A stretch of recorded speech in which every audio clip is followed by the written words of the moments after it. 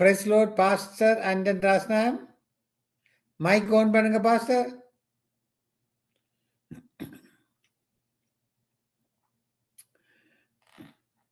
நாளைய தினத்தில் ஒரு அறிவித்தல் உண்டு. நாளைய தினத்திலே உபாசனத்திலே சிஸ்டர் ஹெப்சி டேவிட் செய்து கொடுக்கிறார். கலந்து ஆசீர்வாதத்தை பெற்றுக் கொள்ளுங்கள். Praise Lord pastor Anton.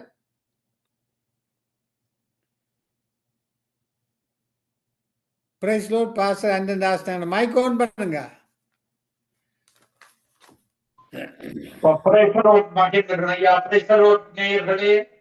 ஆமாம், இன்றைய நாளிலே கடைசி செய்தியை கொடுக்க வந்திருக்கீர்கள். இப்பொழுது உங்களோட ஒப்பு கொடுக்கிறேன் பாஸ்டர். நீங்கள் செய்தியை வழி நடத்துங்கள். ஆமென். ஆமென். நாங்கள் இன்றைக்கு அந்த மெய்யான தேவன், இந்த வானத்தை பூமியையும் படைத்த தேவனை பார்க்க போகிறோம். அவர் மூன்று வானங்கள் இருக்கிறது என்றும், மூன்றாவது வானத்தில் எங்களுடைய ஒன்றான மெய்த்தேவன் இருக்கிறார் என்பதை பற்றி பார்க்க போகிறோம். ஒரு ஜெபத்துடன் ஆரம்பிப்போம். கிருபையும் இரக்கமும் பரிசுத்தமும் நிறைந்த எங்கள் அன்பு தகப்பனே, ஒன்றான மெய்த்தேவனாகிய உம்மை நாங்கள் வாழ்த்துகிறோம், வரவேற்கிறோம், போற்றுகிறோம், உண்மையோடும் ஆவியோடும் தொழுது கொள்ளுகிறோம். நீர் இந்த வானத்தை பூமியையும் சிருஷ்டித்த தேவன். வானங்களோ உம்முடையவைகளாக சிருஷ்டித்தீர், இந்த பூமியையோ மனுபுத்திரனுக்கு கொடுத்தீர். ஆண்டவரே, அந்த மூன்று வானங்களையும் ஒவ்வொருவரும் கருத்தாய் அறிந்து கொண்ட அந்த மெய்யான தேவனிடத்துல இந்த உலகத்தை படைத்த, வானத்தை சிருஷ்டித்த, பூமியை சிருஷ்டித்த அந்த ஒன்றான மெய் தேவனிடத்துல இன்றைக்கு மதங்களில வாழுகிற ஒவ்வொரு மக்களும் நம்ம தேவனிடத்துல வந்து ரட்சகராகிய இயேசு கிறிஸ்துவை அறிந்து அவரிடத்துல பாவ மன்னிப்பை இயேசு கிறிஸ்துவிடத்திலே இருந்து பெற்று உம்முடைய ராஜ்யத்திற்கு வந்து சேர்வார்களாக. துதி கன மகிமை ஒன்றான மெய்த்தேவனாகிய உமக்கை செலுத்தி ஆண்டவரின் ரட்சகருமாகிய இயேசு கிறிஸ்துவின் நாமத்தில் ஒருவரையும் ஆசீர்வதித்து ஜெபிக்கிறேன். எங்களை எப்பொழுது நேசிக்கிறீங்க நல்ல பிதாவே, ஆமென். நாங்கள் ஆதியாகமம் 1ஆம் அதிகாரம் 1வது வசனத்துல பார்க்கும் பொழுது, ஆதியிலே தேவன் வானத்தையும் பூமியையும் சிருஷ்டித்தார். முதலாக எங்களுடைய தேவன் வறுமையாக இருந்த பூமியில அவர் வானத்தையும் பூமியையும் சிருஷ்டித்தார். பாருங்கள், நாங்கள் சங்கீதம் 115ஆம் அதிகாரம் 16வது வசனத்திலேயும், வானங்கள் கர்த்தருடையவைகள், பூமியையோ மனுபுத்திரருக்கு கொடுத்தார். வானங்களை சிருஷ்டித்து இந்த பூமியை இந்த மனிதருக்கு, எல்லா மனிதர்களும் நீங்கள் எந்த மத இனமாக இருந்தாலும் மனிதர்களுக்கு இந்த பூமியை தந்திருக்கிறார். சங்கீதம் 121ஆம் அதிகாரம் 2வது வசனத்திலேயும், வானத்தையும் பூமியையும் உண்டாக்கின கர்த்தரிடத்திலிருந்து எனக்கு ஒத்தாசை வரும். ரட்சிக்கப்பட்டு இருக்கிற உங்கள் அனைவருக்கும் இந்த வானத்தையும் பூமியையும் உண்டாக்கின தேவனிடத்திலிருந்து ஒத்தாசை வரும். அவர் எங்களுடைய தேவைகள் அனைத்தையும் சந்திக்கிறவராக இருக்கிறார். மத்தேயு 6:33 சொல்லப்படுகிறது, முதலாவது தேவனுடைய ராஜ்யத்தை நீதியை தேடும் பொழுது எல்லா ஒத்தாசைகளையும் அவர் அனுப்பி எங்களை ஆசீர்வதிக்கிற தேவனாக இருக்கிறார். இந்த தேவனை நீங்கள் மரண பரியந்தம் விட்டு விடக்கூடாது. பாருங்கள், சங்கீதம் 48ஆம் அதிகாரம் 14வது வசனத்துல, இந்த தேவன் என்றென்றைக்கும் உள்ள சதா காலங்களிலும் நம்முடைய தேவன் மரண பரியந்தம் நம்மை நடத்துவார். அவர்களை விசுவாசிக்க வேண்டும், இயேசுவை இரட்சகராக ஏற்றுக்கொள்ள வேண்டும், அந்த ஒன்றான மெய்த்தேவனை அறிந்து கொள்ள வேண்டும், பரிசுத்த ஆவியானவரை பெற்றுக் கொள்ள வேண்டும். பாருங்கள், இன்றைக்கு நாங்கள் முதலாவது கெவினை பார்க்க போகிறோம். 3 விதமான கெவின் இருக்கிறது. இந்த அட்மாஸ்பியர்ல இருக்கிறது முதலாவது கெவினாக இருக்கிறது. அதன் பின்பு 2வது கெவின் இருக்கிறது. அதி உயரத்தில தேவன் இருக்கிற இடம்தான் 3வது வானமாக இருக்கிறது. இந்த முதலாவது வானம் எங்களுடைய அட்மாஸ்பியராக இருக்கிறது. இந்த வளிமண்டலத்துக்குள்ள வானம் தான் எல்லையாக இருக்கிறது. பறவைகள் பறக்கும் இடம், அட்மாஸ்பியர் எல்லாம் எங்களுடைய முதலாவது வானமாக இருக்கிறது. கிளவுட்ஸ் வரைக்கும் வானம் முதலாவது வானத்தின் எல்லையாக இருக்கிறது. பாருங்கள், சங்கீதம் 78ஆம் அதிகாரம் 23வது வசனத்துல பார்க்கும் பொழுது, அவர் உயரத்தில் உள்ள மேகங்களுக்கு கட்டளையிட்டு வானத்தின் கதவுகளை திறந்து, பாருங்க, மழையை இந்த தேசங்களுக்கு கொடுக்கிறவர் வானத்தின் கதவுகளை திறந்து மன்னாவை அவர்களுக்கு ஆகாரமாக வருஷிக்க பண்ணி வானத்தின் தானியத்தை அவர்களுக்கு கொடுத்தார். தூதர்களின் அப்பத்தை மனுஷன் சாப்பிட்டான், அவர்களுக்கு ஆகாரத்தை பூரணமாய் அனுப்பினார். இப்படியாக அன்றைக்கு இஸ்ரவேல் ஜனங்கள் அந்த வனாந்திரத்தில் வாழும் பொழுது அவர் வானத்தை பலகணிகளை திறந்து மன்னாவை, தூதர்கள் உண்ணும் உணவை அவர்களுக்கு கொடுத்ததை நாங்கள் பார்க்கக்கூடியதாக இருக்கிறது. வானமே எல்லையாக இருக்கிறது. அதை அந்த வானத்தை திறந்து மழையை தெரிவிக்கிற தேவன் இந்த மன்னாவை தந்து அந்த இஸ்ரவேல் ஜனங்களுக்கு உணவாக தூதர்களின் அப்பத்தை மனுஷன் சாப்பிட்டான், அவர்களுக்கு ஆகாரத்தை பூரணமாய் அனுப்பினார். அவர்கள் இந்த உலகத்தை படைக்கும் பொழுது இந்த ஆகாய விதிவை உண்டாக்கினார் என்று நாங்கள் பார்க்கிறோம். ஆதியாக 1ஆம் அதிகாரம் 6வது வசனத்தில தேவன் ஜலத்தின் மத்தியில் ஆகாய விரிவு உண்டாக கடவது என்றும் அது ஜலத்தினின்று ஜலத்தை பிரிக்க கடவது என்றும் சொன்னார். பாருங்கள், நீர் நிலத்து இந்த மழையாக இந்த உலகத்துக்கு வருகிறது. அங்க முகில்களில கட்டப்பட்டிருக்கிறது. அப்போ இந்த தண்ணீரை 2 விதமாக, முகில்களில தண்ணீர் இருக்கிறது, இந்த பூமியிலேயும் அந்த தண்ணீர் இங்கு வந்து ஆவியாகி இப்படியாக மீண்டும் முகில்களுக்கு போகிறது. தண்ணீரை ஆகாய விரிவை 2ஆக பிரிக்கிறார். தேவன் ஆகாய விரிவை உண்டு பண்ணி ஆகாய விரிவுக்கு கீழே இருக்கிற ஜலத்திற்கும் ஆகாய விரிவுக்கு மேலே இருக்கிற ஜலத்திற்கும் பிரிவு உண்டாக்கினார். அது அப்படியே ஆயிற்று. தேவன் ஆகாய விரிவுக்கு வானம் என்று பெயரிட்டார். சாயங்காலமாகி விடியற்காலமாகி 2ஆம் நாள் ஆயிற்று. பின்பு தேவன் வானத்தின் கீழே இருக்கிற ஜலம் ஒரு இடத்தில் சேரவும் வெட்டாந்தரை காணப்படவும் கடவுது என்றார். அது அப்படியே ஆயிற்று. தேவன் வெட்டாந்தரைக்கு பூமி என்றும் சேர்ந்த ஜலத்திற்கு சமுத்திரம் என்றும் பெயரிட்டார். தேவன் அது நல்லது என்று கண்டார். பாருங்கள், இப்படியாக முகில்களிலிருந்து மழையாக இருக்கிற தண்ணீர் இந்த இடத்திலிருந்து நதிகளுக்கு ஊடாக கடலை அடைகிறது. இப்படியாக சமுத்திரமும் வெட்டாந்தரையையும் தேவன் உருவாக்கிறதை நாங்கள் பார்க்கக்கூடியதாக இருக்கிறது. பாருங்கள், நாங்கள் இந்த மழையை பெய்விக்கப்படும் பொழுது நோவாவின் காலத்துல ஜலப்பிரளயம் வந்த பொழுது பாருங்கள், இந்த ஊற்றுக்கண்கள் திறந்ததை நாங்கள் பார்க்கக்கூடியதாக இருக்கிறது. ஆதியாகமம் 7ஆம் அதிகாரம் 11வது வசனத்துல நோவாவுக்கு 600 வயதாகும் வருஷம் 2ஆம் மாதம் 17ஆம் திகதியாகிய அந்நாளிலே மகா ஆழத்தின் ஊற்றுகள் எல்லாம் பிளந்தன, வானத்தின் மதகுகளும் திறவுண்டன. இப்படியாக தண்ணி வந்து அந்த படகு ஒரு மலையை மூடும் அளவுக்கு மேலிருந்த தண்ணீர் இப்படியாக கீழிருந்த தண்ணீர் வந்து அந்த வெள்ளம் பெருக்கெடுத்ததை நாங்கள் பார்க்கக்கூடியதாக இருக்கிறது. பாருங்கள், இந்த மதகுகளை உருவாக்கிறது வானத்தை உருவாக்கிற தேவன், தண்ணீரை அந்த முகில்கள்ல கட்டி வைக்கிற அந்த மெய்யான தேவன் இப்படியாக இந்த நீர் வட்டத்தை மனித விஞ்ஞானிகள் சொல்லுவார்கள், நீர் ஆவியாகி மேலே போகிறது, அங்கிருந்து தண்ணீர் கீழே வருகிறது. நாங்கள் ஏசாயா 55ஆம் அதிகாரத்திலே பார்க்கும் பொழுது மாறியும் உறைந்த மழையும் வானத்தில் இருந்து இறங்கி விதைக்கிறவனுக்கு விதையையும் புசிக்கிறவனுக்கு ஆகாரத்தையும் கொடுக்கிறது அப்படியோ அப்படியே தேவனுடைய வாயிலிருந்து புறப்படும் வசனமும் அது வெறுமையாக திரும்பாது. அது உங்களை ஆசீர்வதித்து விட்டு உங்களை சுகப்படுத்தி உங்களுக்கு நன்மையான இவுகளையும் பரிபூரமான வரங்களை தந்துவிட்டு தான் அந்த வார்த்தை திரும்புகிறது.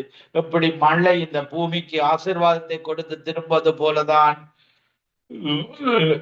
தேவனுடைய வார்த்தையும் உங்களை நிச்சயமாக ஆசீர்வதித்து விட்டு தான் அது திரும்புகிற வார்த்தையாக அது இருக்கிறது. பாருங்கள், இந்த பூமியும் வானமும் பாருங்கள், ஒரு நாள் தேவன் இந்த வானத்தையும் பூமியையும் புதிய வானம் புதிய பூமியாக மாற்றுகிறார். பாருங்கள், இந்த வானத்தை பூமியை மாற்றுகிறார். வெளிப்படுத்தின விசேஷம் 21ஆம் அதிகாரம் 1வது வசனத்துல பாருங்கள், மாத்திர அந்த வெளிப்படுத்தின விசேஷம் 21ஆம் அதிகாரம் 1வது வசனத்தில் சொல்லப்படுகிறது, நான் புதிய வானத்தையும் புதிய பூமியையும் கண்டேன், முந்தின வானமும் முந்தின பூமியும் ஒளிந்து போயின, சமுத்திரமும் இல்லாம போயிட்டு. இப்படியான ஒரு ராஜ்யத்துல, சமுத்திரம் இல்லாத ராஜ்யம், இந்த பாவமுள்ள சாபமுள்ள இந்த பூமி ஒரு நாள் புதிய வானம் புதிய பூமியாக மாறி, இந்த முந்திய வானம், இப்பொழுது நாங்கள் வாழ்ந்து கொண்டிருக்கிற வானமும் பூமியும் ஒளிந்து போயின, சமுத்திரமும் இல்லாமல் போயின. இப்படியான ஒரு இயேசு ராஜாவுடைய ராஜ்யத்துல நாங்கள் வாழ போகிறோம். பாருங்கள், பரலோகத்தில இருந்து நியூ எருசலேம் இறங்கி வருகிறது. நாங்கள் வெளிப்படுத்தின விசேஷம் 21ஆம் அதிகாரம் 2வது வசனத்திலேயும், புதிய எருசலேமாகிய பரிசுத்த நகரத்தை தேவனிடத்திலிருந்து பரலோகத்தை விட்டு இறங்கி வர கண்டேன், அது தன் புருஷனுக்காக அலங்கரிக்கப்பட்ட மணவாட்டியை போல ஆயத்தமாக்கப்பட்டிருந்தது. மேலும் பரலோகத்திலிருந்து உண்டான ஒரு பெரும் சத்தத்தை கேட்டேன், அது இதோ, மனுஷர்களிடத்திலே தேவனுடைய வாசஸ்தலம் இருக்கிறது, அவர்களிடத்தில் அவர் வாசமாயிருப்பார், அவர்களும் அவருடைய ஜனங்களாயிருப்பார்கள். தேவன் தாமே அவர்களோடே கூட இருந்து அவர்களுடைய தேவனாயிருப்பார். எங்களுடைய தேவனாக பரலோகத்திலிருந்து வருகின்ற அந்த நியூ எருசலேம் இன்றைக்கு இஸ்ரவேல் தேசத்துல வந்து இறங்கி எங்களுடைய மக்கள் இருக்கிற இடத்திலேயே தேவனும் இருப்பார். அவர்களுடைய அடுத்த வசனத்திலே பார்க்கும் பொழுது, வெளிப்படுத்தின விசேஷம் 21ஆம் அதிகாரம் 4வது வசனத்தில, அவர்களுடைய கண்ணீர் யாவையும் தேவன் துடைப்பார். இந்த உலகத்தில பட்ட நீங்கள் விட்ட கண்ணீர்கள் எல்லாவற்றையும் தேவன் துடைப்பார். இனி மரணம் இல்லாத ஒரு ராட்சியம், துக்கம் இல்லாத ராட்சியம், அலறுதலும் இல்லை, வருத்தமும் இல்லை, முந்தினவைகள் ஒளிந்து போயின என்று விளம்புகிறது. இந்த பழைய வானம் பழைய பூமியில் இன்றைக்கு நாங்கள் வாழ்ந்து கொண்டிருக்கிற இந்த வானமும் பூமியும் ஒளிந்து புதிய வானம் புதிய பூமி வந்து எங்கள் கண்ணீர்கள் கவலைகள் மரணம் இல்லாத ஒரு ராஜ்யத்தில வாழுகிற வாழ்வை அந்த மெய்யான தேவன் எங்களுக்கு தருகிறவராக இருக்கிறார். வெளிப்படுத்தின விசேஷம் 21ஆம் அதிகாரம் 5வது வசனத்திலேயும், சிங்காசனத்தின் மேல் வீற்றிருந்தவர் இதோ, நான் சகலத்தையும் புதிதாக்குகிறேன் என்றார். பின்னும் இவர் இந்த வசனங்கள் சத்தியமும் உண்மையுமானவைகள், இவைகளை எழுது என்றார். பாருங்கள், இந்த வானமும் பூமியும் ஒளிந்து புதிய வானம் புதிய பூமி உருவாக்கப்பட்டு கண்ணீர் இல்லாத, கவலை இல்லாத, துக்கம் இல்லாத, மரணமே இல்லாத ஒரு ராஜ்யத்தில வாழுகிற வாழ்வை ஒவ்வொரு ரட்சிக்கப்பட்டு வாழுகிற, அவருடைய அபிஷேகத்தை பெற்று வாழுகிற, தேவனுக்கு பிரியமாக வாழுகிற ஒவ்வொருவருக்கும் தேவன் தருகிறவராக இருக்கிறார். இது முதலாம் வானத்தை பற்றி பார்த்தோம். இனி 2வது வானத்தை நாங்கள் பார்க்கும் பொழுது பாருங்கள், 2வது வானத்துல தான் பார்க்க முடியாத ஆவிகள் இருக்கிறது. இன்றைக்கு இந்த தீமை செய்கிற ஆவிகள், ஏஞ்சல்ஸ்கள் எல்லாம் இந்த 2வது வானத்திலே இருக்கிறது. டீமன்ஸ், இந்த தீமை செய்கிற ஆவிகள், இதுல கண்ணால பார்க்க முடியாத டீமன்ஸ், ஸ்பிரிட், எல்லா ஆவிகளும் இந்த 2வது வானத்தில இருக்கிறது. பாருங்கள், இப்படித்தான் அவைகள் இருந்து செயற்படுகிறது. அந்த தேசங்களில அந்த ஸ்பிரிட்டுகள் செயற்படுவதை நாங்கள் பார்க்கக்கூடியதாக இருக்கிறது. நாங்கள் எபேசியர் 2ஆம் அதிகாரம் 2வது வசனத்தில, நீங்கள் முற்காலத்தில் இவ்வுலக வழக்கத்திற்கு ஏற்றபடியாயும் கீழ்ப்படியாமையின் பிள்ளைகளிடத்தில் இப்பொழுது கிரிகை செய்கிற ஆகாயத்து அதிகார பிரபுவாகிய ஆவிக்கேற்றபடியாக நடந்து கொண்டீர்கள். இந்த ஆவிகள் துரைத்தன ஆவிகள், அதிகாரம் ஆவிகள், இப்படியான இந்த பொல்லாத ஆவிகள் எல்லாம் இந்த 2வது வானத்தில இருந்து மனிதர்களுக்குள்ள கிரிகை செய்கிறவைகளாகவே இருக்கின்றன. அவர்களுக்குள்ளே நாம் எல்லாரும், நாங்கள் கூட ரட்சிக்கப்படுவதற்கு முன்பாக இப்படியான ஆவிகளினால அட்டாக் பண்ணப்பட்டு ஒரு பாவ சிந்தனைகளை கொடுக்கிற ஆவிகளாக, ஒரு அதிகாரத்தை கொடுக்கிற ஆவிகளாக, ஒரு தீமையான அதிகாரத்தை கொடுக்கிற ஆவிகளாக இந்த பொல்லாத ஆவிகள் செயல்படுவதை நாங்கள் பார்க்கக்கூடியதாக இருக்கிறது. அவர்களுக்குள்ளே நாம் எல்லாரும் முற்காலத்திலே நமது மாம்ச இச்சைகளின்படி நடந்து நமது மாம்சமும் மனசும் விரும்பினவைகளை செய்து சுபாவத்தினாலே மற்றவர்களைப் போல கோவாக்கினை பிள்ளைகளாக இருந்தோம். நாங்கள் பிசாசின் பிள்ளைகளாக. பாருங்கள், இந்த உலகத்துல பிறக்கிற ஒவ்வொரு மனிதனும் பிசாசின் பிள்ளையாக ஒரு எல்லோரும் பாவம் செய்து, ஆதாம் ஏவாள் செய்த பாவத்தின் விளைவாக எல்லோரும் பாவம் செய்து இந்த ஆவிகளினால, இந்த விழுந்து போன தூதர்களின் ஆவிகளினால நாங்கள் நாங்கள் இப்படியான ஆவிகளால தாக்கப்பட்டு பாவத்தோடு நாங்கள் வாழ்ந்தோம். கோபாக்கினின் பிள்ளைகளாக, தேவனுக்கு பிரியமில்லாத பிள்ளைகளாக, இருளின் பிள்ளைகளாக வாழ்ந்தோம். எங்களுக்கு பரிசுத்த ஆவி வந்த பொழுது நாங்கள் வெளிச்சத்தின் பிள்ளைகளாக, அந்த மெய்யான தேவனுடைய ஒளியின் பிள்ளைகளாக நாங்கள் இன்றைக்கு வாழுகிறோம். பாருங்கள், இந்த பொல்லாத ஆவிகள் எபேசியர் 6ஆம் அதிகாரம் 12வது வசனத்துல பார்க்கும் பொழுது, இந்த மாம்சத்தோடும் இரத்தத்தோடும் அல்ல, துரைத்தனங்களோடும், ஒரு அதிகாரம் உள்ள ஒரு தீமையை செய்கிற அதிகாரம் தான் இந்த பிசாசின் ஆவிகள். துரைத்தனங்களோடும் அதிகாரங்களோடும் இப்பிரபஞ்சத்தின் அந்தகார லோகாதிபதிகளோடும் வானமண்டலத்தில் உள்ள பொல்லாத ஆவிகளின் சேனைகளோடும் நமக்கு போராட்டம் உண்டு. நாங்கள் இன்றைக்கு அபிஷேகம் பெற்றிருக்கிறோம். உலகத்தில் இருக்கிறவனுடைய ஆவியை விட எங்களுக்குள்ள இருக்கிற பரிசுத்த ஆவியானவர் பெரியவராக இருக்கிறார். அந்த ஆவி இருக்கிற இடத்துல பிசாசனுடைய ஆவி கிரியை செய்ய முடியாது. பாருங்கள், இன்றைக்கு ஒரு மனிதன் பரிசுத்த ஆவி, தேவனுடைய ஆவியை பெற்றுக்கொள்ளும் பொழுது அந்த தீமையான ஆவிகள் எல்லாம் மனிதனிடத்திலிருந்து வெளியேறி விடுகிறது. பாருங்க, நாங்களும் இப்படியாக சினிமா சீரியல்கள் ரட்சிக்கப்படுவதற்கு முன்பாக இப்படியான காரியங்களில வாழ்ந்தோம். பரிசுத்த ஆவியானவர் வந்த பின்பு அந்த அசுத்த ஆவிகள், என்னுடைய தீய எண்ணங்கள் எல்லாம் அகன்று பரிசுத்த ஆவியானவர் எங்களை பொருட்படுத்தி அவருடைய ஆவி உலகத்தில் உள்ளவர்களும் பார்க்க எங்களுக்குள்ள இருக்கிற தேவன் மூன்றாவது ரினிட்டியாக, third person of the Trinity, Holy Spirit எங்களுக்குள்ள பெரியவராக இருந்து செயற்படுவதை நாங்கள் பார்க்கக்கூடியதாக இருக்கிறது. மூன்றாவது வானத்தில தான் எங்களுடைய தேவன் இருக்கிறார்.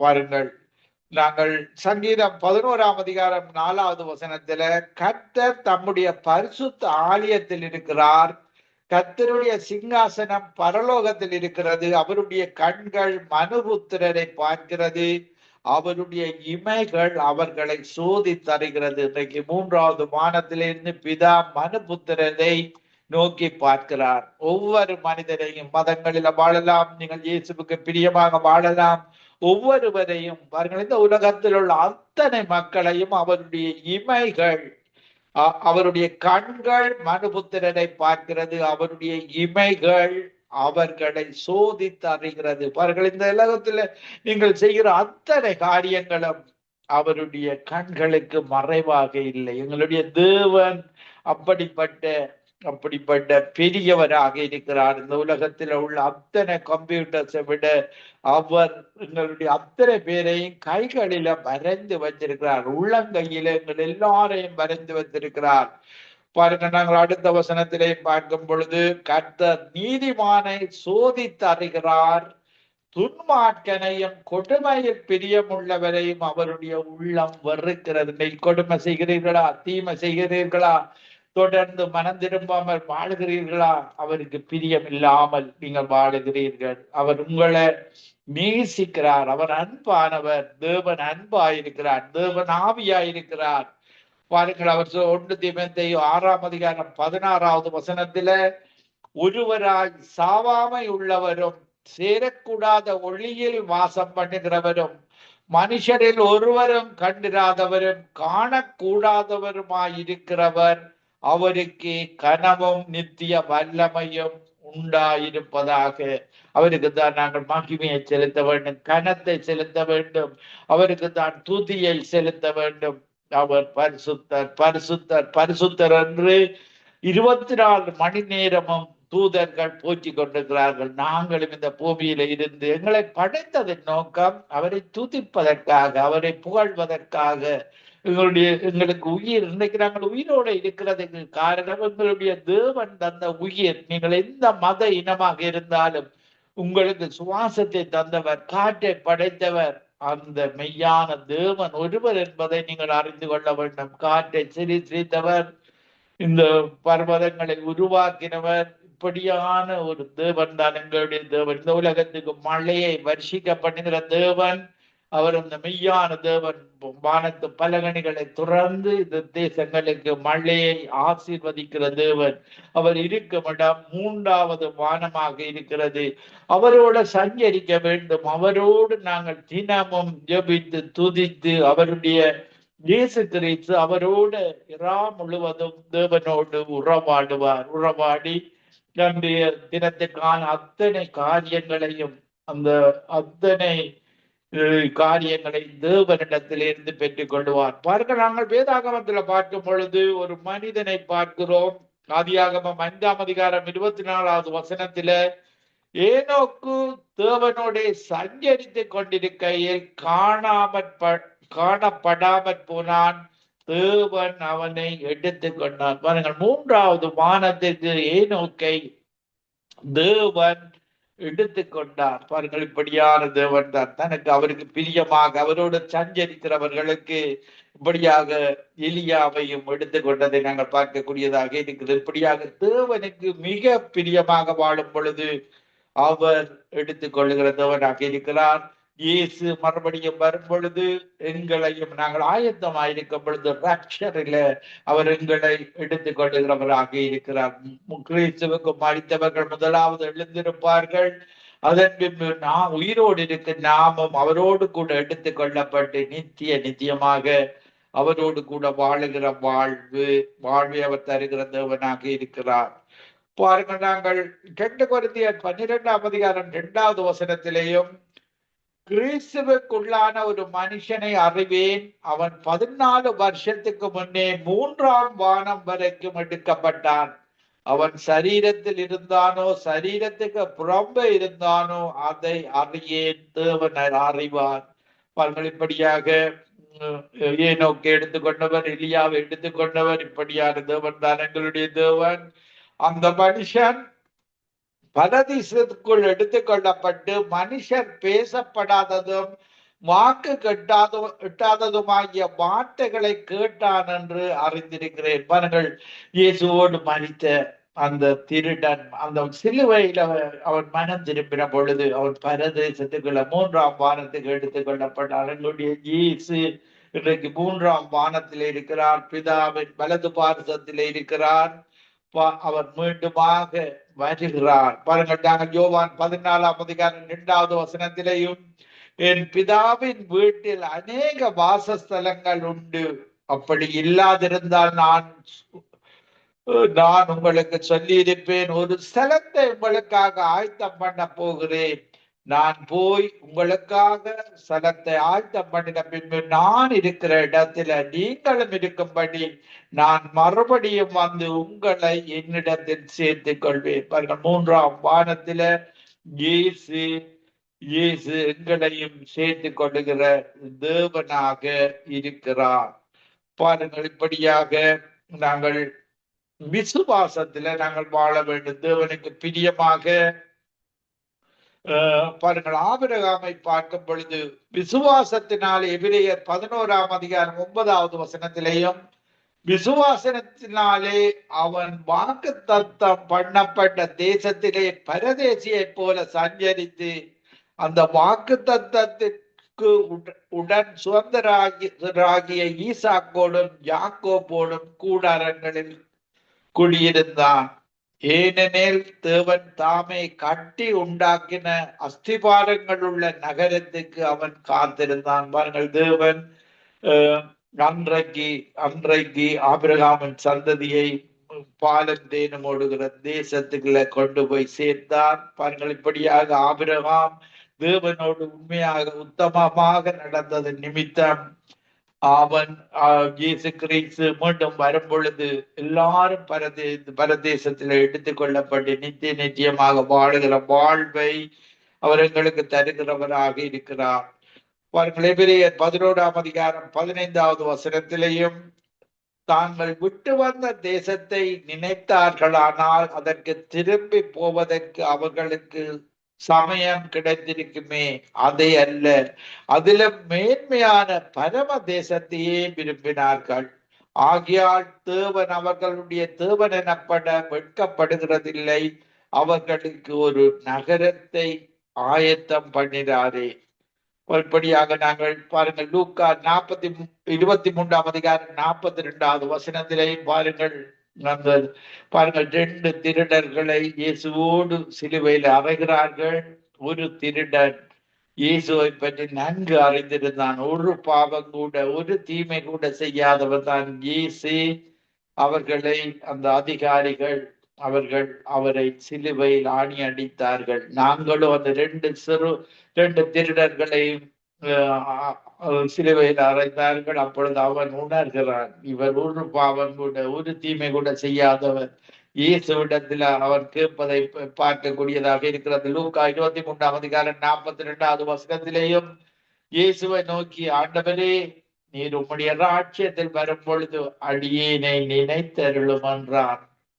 இயேசு அவரை நோக்கி, இன்றைக்கு நீ என்னோட கூட பரதேசில் இருப்பாய் என்று மெய்யாகவே உனக்கு சொல்லுகிறேன் என்றார். பாருங்கள், என்னுடைய இயேசு கிறிஸ்து எவ்வளவு இரக்கமுள்ளவர். நீங்கள் மனம் திரும்பும் பொழுது அந்த திருடன் கூட உணர்கிறான், நான் பாவியாக இந்த சிலுவையில நான் பட வேண்டிய தண்டனையை நான் பெற்றுக் கொண்டேன். ஆனால் இவரோ ஒரு பாவம், ஒரு தீமை கூட செய்யாத இயேசு இந்த மனு குலத்திற்காக இப்படியாக எங்களுக்காக அவர் அந்த ஒவ்வொரு சிலுவை தழும்புகளை எங்களுக்காக ஏற்றுக்கொண்டார் என்று நீங்கள் ஏற்றுக்கொள்ளும் பொழுது விசுவாசத்தினால பாருங்கள், எபேசியர் 2ஆம் அதிகாரம் 8வது 9வது வசனத்துல சொல்கிறது, இயேசு எனக்காக இந்த சிலுவையில மரித்தார்.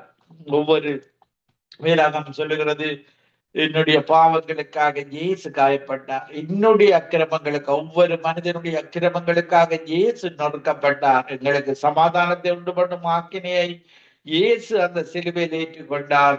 அவருடைய தழும்புகளால நாங்கள் குணமாகிறோம். அவர் மீண்டும் வந்து எங்கள் ஒவ்வொருவரையும் அவருடைய ராஜ்யத்துல சேர்க்கிற தேவனாக இருக்கிறார். நான் ஒரு பாடலை பாடி உங்களுக்காக ஜெபிக்கிறேன். நாம் ஆராதிக்கும் தேவன் நல்லவர், விடுவிக்க வல்லவரே. நாம் ஆராதிக்கும் தேவன் நல்லவர், விடுவிக்க வல்லவரே. எரிகின்ற அக்கினிக்கும் ராஜாவுக்கும் விடுவிக்க வல்லவரே. எரிகின்ற அக்கினிக்கும் ராஜாவிற்கும் விடுவிக்க வல்லவரே. நம்மை காக்கின்றவர் தூதரை அனுப்பிடுவார். அக்கினி ஜுவாலையிலே அவியாமல் காத்திடுவார். இடைவிடாமல் ஆராதிப்போம், நம் வாழ்வில் என்றும் ஜெயமே. இடைவிடாமல் ஆராதிப்போம், நம் வாழ்வில் என்றும் ஜெயமே. நம்மை அழைத்தவரோ கைவிடவே மாட்டார். இயேசு சொல்லுகிறார், என்னிடத்தில் வருகிறவனை நான் ஒரு பொழுதும் புறம்பே தள்ளுவதில்லை. இப்படியான கிருபையும் இரக்கமும் மனதிருக்கவும் உள்ளவர் தான் ஆண்டவராய் இயேசு கிறிஸ்து. கலங்காமல் முன் சென்றிட கரம் பற்றி நடத்திடுவார். இடைவிடாமல் ஆராதிப்போம், நம் வாழ்வில் என்றும் ஜெயமே. சத்துருவின் கோட்டைகளை தகர்த்திட உதவி செய்வார். தயங்காமல் முன் சென்றிட தாங்கியே நடத்திடுவார். இடைவிடாமல் ஆராதிப்போம், நம் வாழ்வில் என்றும் ஜெயமே. நாம் ஆராதிக்கும் தேவன் நல்லவர், விடுவிக்க வல்லவரே. நாம் ஆராதிக்கும் தேவன் நல்லவர், விடுவிக்க வல்லவரே. கிருபையும் இரக்கமும் பரிசுத்தமும் நிறைந்த எங்கள் அன்பு தகப்பனே, ஆராதனைக்குரியவனே, ஆராதனையில் எங்களை இறங்கி வந்து எங்களை நிரப்புகிறவனே, நன்றியோடு துதிக்கிறோம், தோத்தரிக்கிறோம், வாழ்த்துகிறோம், வணங்குகிறோம். கேட்டுக்கொண்டிருக்கிற ஒவ்வொருவருக்காகவும் ஜெபிக்கிறோம். கேளுங்கள், கொடுக்கப்படும், தட்டுங்கள், திறக்கப்படும், தேடுங்கள், கண்டடைவீர்கள் என்று சொன்னீரே. பரிசுத்த ஆவியானவரை தட்டுகிறோம், தேடுகிறோம். பரிசுத்த ஆவியானவர் இந்த நேரத்தில் எந்தெந்த உள்ளங்கால் கிடைக்கும் ஒவ்வொருவரை நிரப்பும்படியாக ஜெபிக்கிறோம். அப்பத்தை கேட்டால் கல்லை கொடுப்பேனா, மீனை கேட்டால் வாங்கி கொடுப்பேனா, அப்ப உலகத்து அப்பாக்கள் தங்கள் பிள்ளைகளுக்கு நல்ல ஈவுகளை கொண்டு அறிந்திருக்கும் பொழுது இந்த நேரத்துல பரிசுத்த ஆவியானவர் ஒவ்வொருவரை நிரப்புவீராக. In the name of Jesus, mighty name of Jesus, holy name of Jesus. ஒருவரும் விடுபட்டு விடக்கூடாது. ஆவியானவர் ஒவ்வொரு விசுவாசிகள், ஒவ்வொரு இணைந்திருக்கிற ஒவ்வொருவரும் உம்முடைய அபிஷேகத்தினால நிறைந்து உம்முடைய ராஜ்யத்தின் பிரஜைகளாக ஒவ்வொருவரையும் இழுத்துக் கொள்வீராக. துதிகன மகிமை ஒன்றான மித்தவனாய் உமக்கை செலுத்தி ஆண்டவரின் ரட்சகருமாய் இயேசு கிறிஸ்துவின் நாமத்தில் ஒவ்வொருவருடையும் என்னுடைய இதயத்தின் ஆழத்தில் இருந்து ஆசீர்வதித்து ஜெபிக்கிறேன். எங்களை நேசிக்கிற நல்ல பிதாவே. ஆமீன், ஆமீன், ஆமீன். ஆமேன், ஆமேன். நன்றி பாஸ்டர். இன்றைய நாளை கொடுத்த செய்தி ஒரு விசேஷித்தமான செய்தி. 3 வானங்கள், 3 வானம் என்ற தலைப்பிலே முதலாவது வானம் என்ன, 2வது வானம் என்ன, 3வது வானம் என்பதை ஆதியாகமத்திலிருந்து வெளிப்படுத்தின விசேஷத்தில் உள்ள வசனங்களை தொகுத்து மிக அழகாக எடுத்துரைத்தீர்கள். இந்த செய்தி எனக்கு மிகவும் ஒரு ஆசீர்வாதமாக இருந்தது. கேட்டுக்கொண்ட பிள்ளைகளுக்கும் இந்த செய்தி ஆசீர்வாதம் இருக்கும் என்று விசுவாசிக்கிறேன். காரணம், இந்த செய்தி இதான் முதல் தடவையாக நான் கேட்கிறேன். 3 வானங்கிற தலைப்பில் செய்தி எனக்கு மிகவும் ஆசீர்வாதமாக இருந்த பாஸ்டர். கர்த்தர் உங்களையும், உங்கள் ஊழியங்கள், கையிட்டு செய்யும் சாரியங்கள், சபை அனைத்தையும் தேவன் ஆசீர்வதிப்பாராக. ஆமேன், ஆமேன். ஆமென். உங்களையும் ஆசீர்வதிப்பாராக. God bless you, மகேந்திரன் ஐயா. God bless you, நேயர்களே. ஆமென். இதுவரை நேரமும் நித்திய வெளிச்சத்திலே செய்தியை பகிர்ந்து கொடுத்தவர் பாஸ்டர் ஆண்டன் தாசன். ஒரு அறிவித்தல், நாளைய தினத்திலே சங்கம வானொலியின் துதி, உபவாச, ஜெப, தேவ செய்தி நிகழ்ச்சியிலே தேவ செய்தியை கொண்டு ஹெப்சி டேவிட் இந்தியா. அது மட்டுமல்ல, யார் முதல் வருகிறாரோ அவர்களுக்கு தான் முதலிடம். 8 மணிக்கு ஆரம்பிக்கும் பொழுது யார் முதல் வந்து நிற்கிறீர்களோ அவருக்கு தான் முதலிடம் கொடுக்கிறது. அந்த வரிசையின்படியாக முதலாவது வந்த 2வது அப்படியா குறித்துத்தான் நான் அழைப்பேன். எனவே முந்திக் கொள்ளுங்கள், ஆசீர்வாதத்தை பெற்றுக்கொள்ளுங்கள். அதிகமாக மேகலா வாஸ்தா முதலாவது வருகிறவர். நாளை தினத்தை பார்ப்போம். தொடர்ந்து நான் ஜெபம் பண்ண முடிவு செய்து இருப்போம். ஆமென்.